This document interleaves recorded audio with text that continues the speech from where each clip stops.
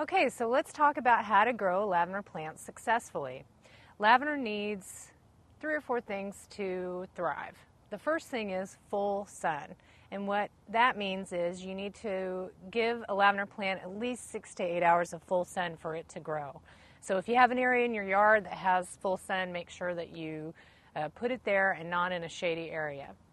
So another thing that's very important about growing a successful lavender plant is watering. With lavender, they're indigenous to the Mediterranean, so you want to make sure when you water lavender that you give it a good soak and then you let it go dry. Give it a good soak and let it go dry. Some people make the mistake of watering a lavender plant the same as you would water other plants in your yard, and lavender really doesn't like wet feet. So the third thing that's important in growing a lavender plant is making sure it has enough room to grow. Since there are so many different species of lavender, you want to make sure that you look on the tag and see how big the lavender plant is going to get. Some lavenders are smaller and they only get to be 18 to 20 inches, whereas some get very big. So you want to make sure that the ones that are larger are going to have room to get really big. Lavender gets full grown in year 3. So by year 3, some of your lavender plants are going to be 3 feet wide. I always recommend with Augustifolias, you plant them at least 30 inches apart. With Ex-intermediates, you give them at least 36 inches.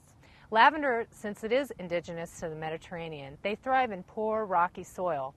However, it's really important that you make sure when you plant it initially that you make sure your pH is between 6.5 and 7. If your pH is high, you're fine. But if you have a low pH, you want to make sure you add a little bit of organic compost to the mix. Also, another thing that's good is dolomite lime. And what that does is it raises the pH level a little bit, and then the lavender is going to grow fine. The most important thing in growing a lavender plant successfully is pruning your lavender. Some people love the blossoms and they just don't want to cut them off, which of course we all understand.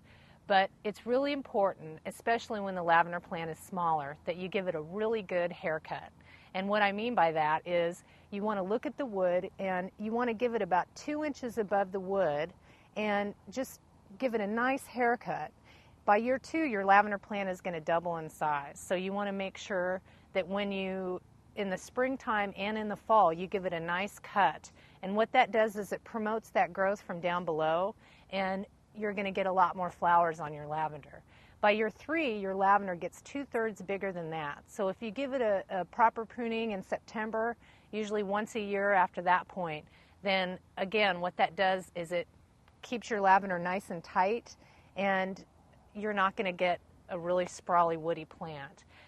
If you don't do that, what happens is all the energy goes up to the top of the flower, and your plant wood will get bigger and bigger and bigger. And then unfortunately, once it gets really woody, you're just going to want to dig it out and replace it with a new plant.